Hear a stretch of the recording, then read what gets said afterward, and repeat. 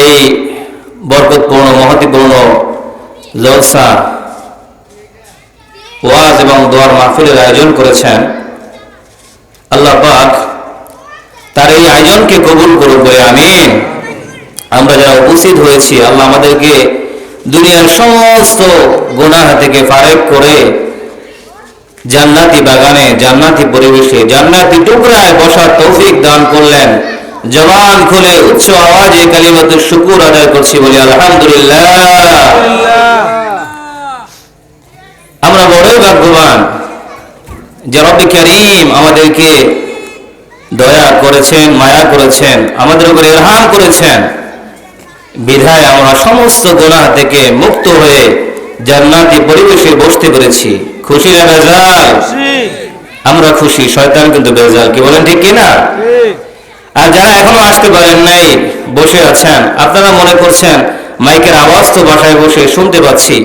বাবা, মাইকের আওয়াজ শুনে আপনি যেই লাভবান হবেন, এখানে এসে যারা বসছে, এখানে বসে শুনতেছে, তারা যে লাভবান হবে এটা সমান হতে পারে? কি বলে সমান হতে পারে? কারণ আপনি যে এখানে পা দিয়ে হেঁটে হেঁটে আসছেন, আপনি যে এখানে সময় দিয়ে বসছেন, আপনার দেহটাকে এখানে লুটিয়ে দিয়েছেন। এই দেহ, এই আপনি যে পা দিয়ে হাঁটছেন, হেঁটে আসছেন, এই পা, এই হাত, এই চোখ আপনার জন্য কিয়ামতের ময়দানে সুপারিশ করবে। বলে না সুবহানাল্লাহ। এটাকে আমি বানাই বললাম? বানাই বললাম না, এটা কোরআনে আছে, আমি বলবো একটু পরে। তো যারা এখনো আসেন নাই, আপনাদেরকে উদ্যত আহ্বান জানাই, আপনারা আর বসে থাকবেন না। কারণ ফজল ফকির সাহেব তার মাধ্যমে এমন একটি জান্নাতের বাগান আল্লাহ পাক কায়েম করেছেন, এটা আপনার আমার জন্য শুকরিয়া। কি বলেন ঠিক কিনা? আমাদের শুকরিয়া আদায় করা উচিত। কত মানুষ তো গানের মজমা কায়েম করে, কত ধরনের অশ্লীল বেহায়াপনা খেলাধুলার আয়োজন করে, যেগুলো দিয়ে আমাদের দুনিয়ায় কোনো লাভ নাই, পরকালেও কোনো লাভ নাই। কি বলেন আছে? দুনিয়ায় ক্ষণিকের জন্য কিছু আনন্দ উল্লাস, কিন্তু পরকালে এর দ্বারা মোটেও কোনো লাভ নাই। আর আজকে যে মাহফিলের আয়োজন করলেন, জান্নাতের বাগান কায়েম করলেন, এর দ্বারা দুনিয়ায়ও লাভবান আছে, পরকালেও লাভবান আছে। দুনিয়ায় আত্মায় শান্তি পাওয়া যায়, নেক আমলে মুমিন বান্দার অন্তর প্রশান্তি হয়, তার আত্মায় শান্তি আসে। আর পরকালে তো আল্লাহ পাক সুবহানাহু ওয়া তাআলা তাদের জন্য রেখেছেন লাহুম মাগফিরাতুন ওয়া আজরুন কারীম।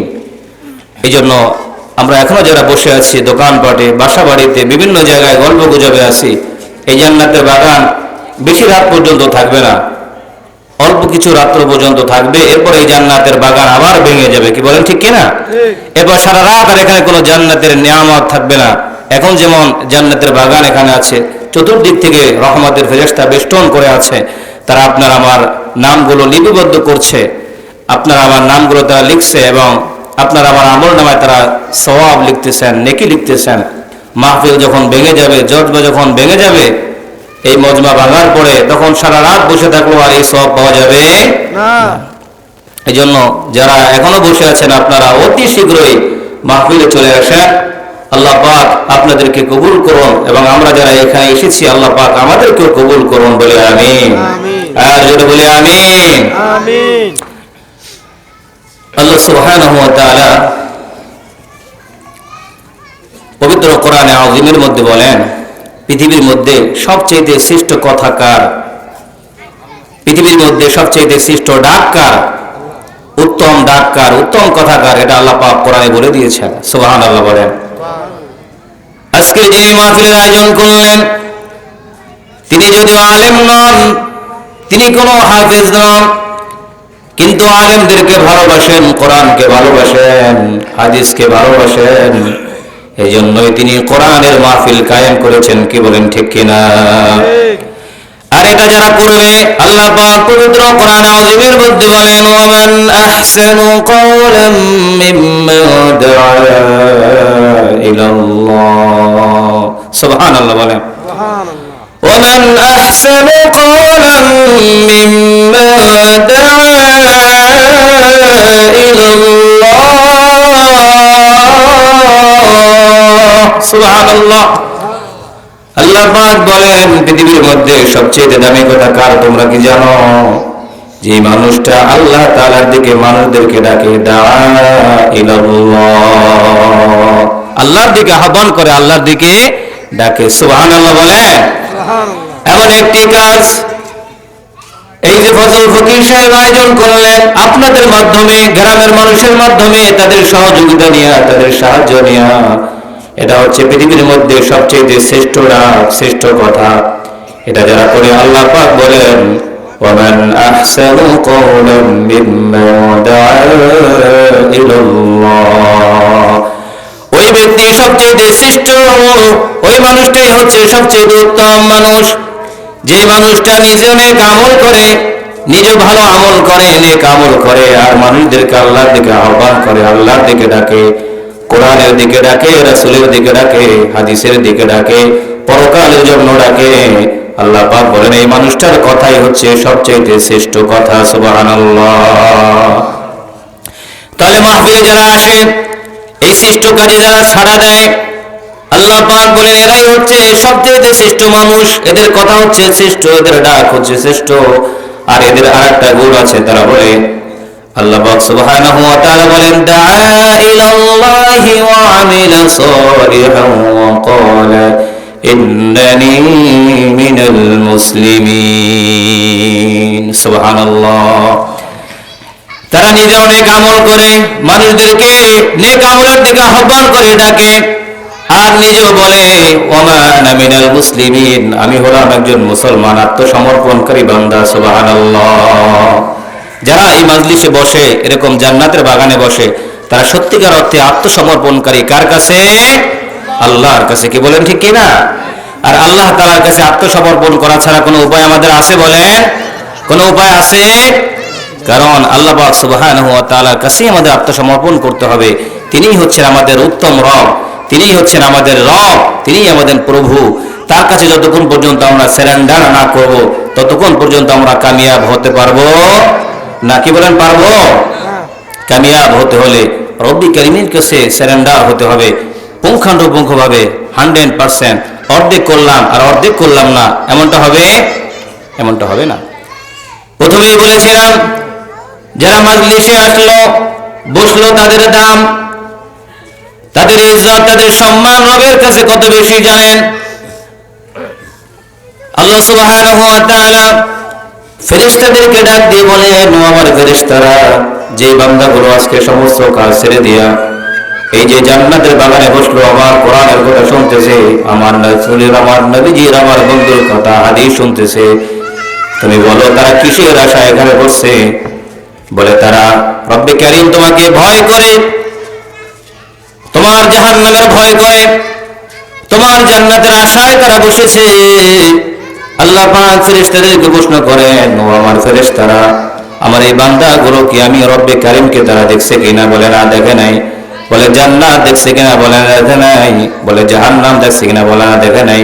শুধু শুনছে, এই শোনার কারণেই তারা তোমার উপরে ঈমান এনেছে। সুবহানাল্লাহ।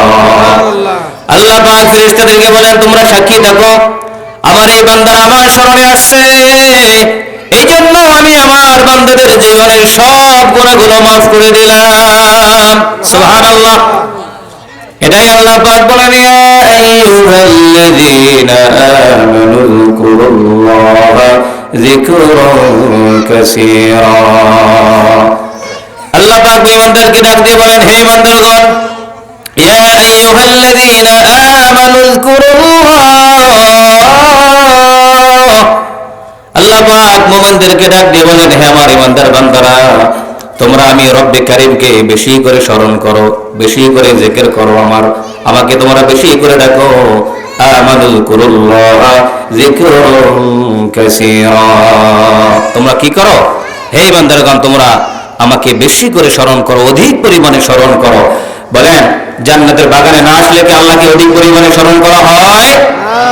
জান্নাতের বাগানে গেলেই বেশি আল্লাহর কথা মনে পড়ে, আল্লাহর স্মরণ বেশি হয়, সুবহানাল্লাহ বেশি পাঠ করা হয়, কোরআনের আয়াত শোনা হয়, কোরআনের আয়াত তেলাওয়াত করা হয়, এখানে আলহামদুলিল্লাহ পাঠ করা হয়, আল্লাহু আকবার পাঠ করা হয়, এখানে হাদিস থেকে কথা বলা হয়, কোরআন থেকে কথা বলা হয়, মসজিদে গেলে আল্লাহ পাকের স্মরণ বেশি হয়। এরকম দিনই যত মজমা আছে, দিনই যত মাজলিস আছে, মাহফিল আছে, যেখানে গেলে আল্লাহ এবং আল্লাহ রাসূলের কথা বেশি মনে পড়ে। কি বলেন ঠিক কিনা? এই জন্য আমরা বড়ই ভাগ্যবান যে আমরা এমন একটা মজলিস এসেছি যেখানে বসলে আল্লাহ পাকের স্মরণ আমাদের জবানে জারি থাকবে। কি বলেন ঠিক কিনা? যতক্ষণ আমরা আছি ধৈর্য সহকারে আল্লাহ যেন আমাদেরকে তাকার তৌফিক দান করেন, বলেন আমিন। আমিন। আল্লাহ পাক বলেন, ইমানদারদেরকে ডাক দিয়ে বলেন, তোমরা বেশি করে আমি রব্বে কারীমকে স্মরণ করো, অধিক পরিমাণে ডাকো, অধিক পরিমাণে স্মরণ করো। ইয়া আইয়ুহাল্লাযীনা আমানু যকুরুল্লাহা যিকরান কাসীরা। এরপর আল্লাহ পাক বলেন, ওয়াসাব্বিহুহু বুকরাতাও ওয়া আসীলা। আল্লাহ পাক বলেন, তোমরা আমি রব্বে কারীমের প্রশংসা করো, হামদ করো, হামদ গাও। আমি রব্বে কারীমের প্রশংসা করো সকাল এবং সন্ধ্যায়। আল্লাহ সুবহানাহু ওয়া তাআলা এইজন্য আমাদেরকে ডাক দিয়ে বলেন, যদি আমরা সকাল সন্ধ্যায় আল্লাহ পাকের প্রশংসা করতে পারি, হামদ গাইতে পারি, আল্লাহ সুবহানাহু ওয়া তাআলা আমাদের জীবনের সব গুনাহগুলো মাফ করে দিবেন। সুবহানাল্লাহ বলেন। আল্লাহ পাক এটাই বলেন, হুয়াল্লাযী ইউসাল্লি আলাইকুম ওয়া মালাইকাতুহু লিইখরিজাকুম মিনায-যুলুমাতি ইলান-নূর ওয়া কানা বিল মুমিনিনা রাহিমা।